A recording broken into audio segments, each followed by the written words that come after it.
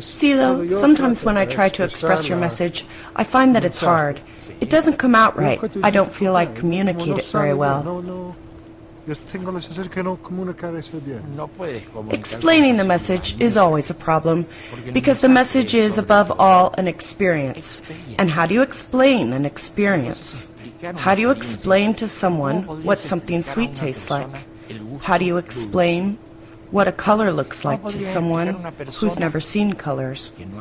For example, what is the color red or the color blue for someone who's never seen them? But if someone has seen the color blue, then when you talk with them, they say, "Sure, I know what you're talking about," but how do you explain an experience the other person hasn't had?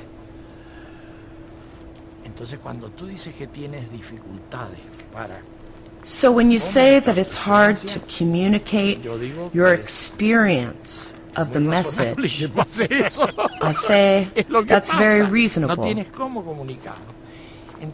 That's what happens. You don't have a way to communicate this. So when you want to communicate this experience, you need a situation where the other person can make an effort to have this experience, to feel it. Because if you just go on explaining things, this isn't going to touch the person. It's not going to reach them. And the experiences we transmit are experiences that have to do not with something every day, but rather something extraordinary that happens within oneself. These experiences, above all the experiences we're most interested in, are experiences of change.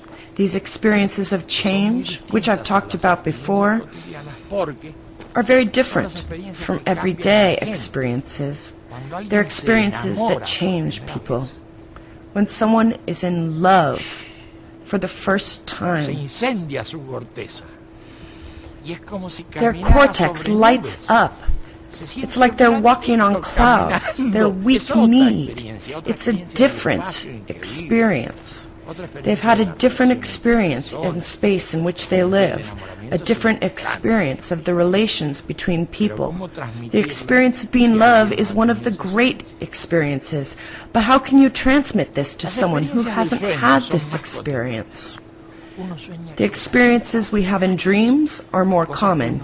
You can dream extraordinary things, things you never see in everyday life. And sometimes when you wake up, a dream can keep on affecting you. That's what happened in your dreams. It can be very compelling. It can be very profound. But you understand that your dreams aren't like what happens in everyday life. They operate in a different mental space, in a different place in the mind. We said the same thing about love, that it works in another part of the mind, not the place in the mind where everyday representation operates. So, in each of us, there exists the capacity to locate ourselves in other places, to reach more profound places. Our experiences are transmitted in order to produce those changes in the depths of the human mind. That's where the message goes. That's where the message hits.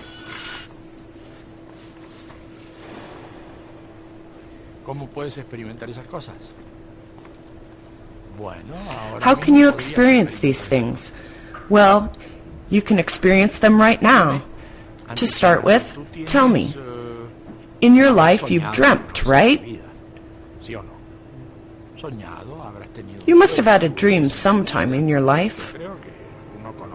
People are familiar with dreams, this state of consciousness different from the one we have in everyday life.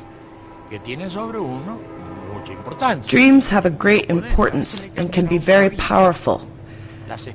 And sometimes they can change your life. Isn't that so? And at some point, you've been in love, even if only once. This is a type of experience that can change your life. These are experiences that occur in another space, in another level. The experience of love, for example. The experience of dreams. These are experiences that all of us have had, but which we don't usually take into account, which we usually forget. These experiences are very revealing.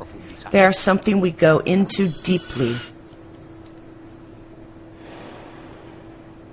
At times, when we access those experiences, we feel as though we're seeing the world for the first time. I've never seen the world in this way, but it only lasts a moment. It lasts a very short while, and later I can't get back to it. At times, in the countryside like here, I see a sunset.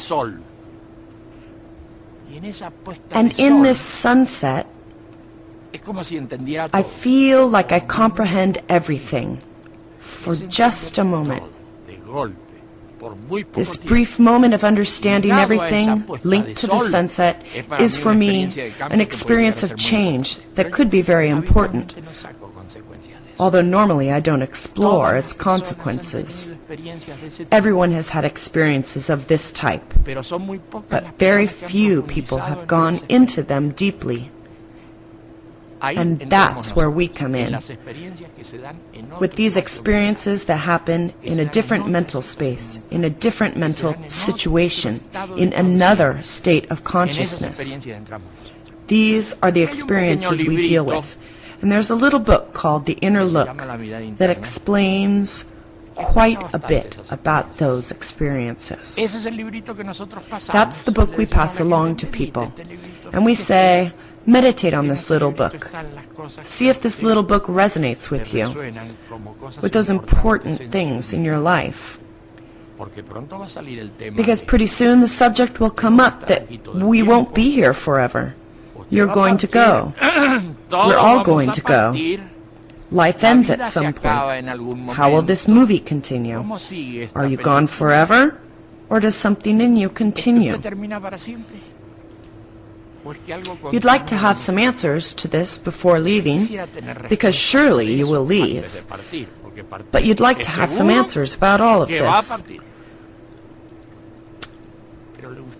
Well, this little book talks about those things. These experiences that happen in life, with the meaning of life, with what happens after life, what happens with death.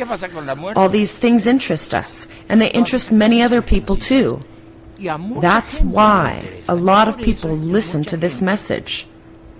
But we don't talk a lot about theoretical message, a message of ideas, but rather about the affective, the emotional, and the experiential. This is what we work on with people who come to us. So people come and ask us questions, and we say, let's do an experience. And that's it.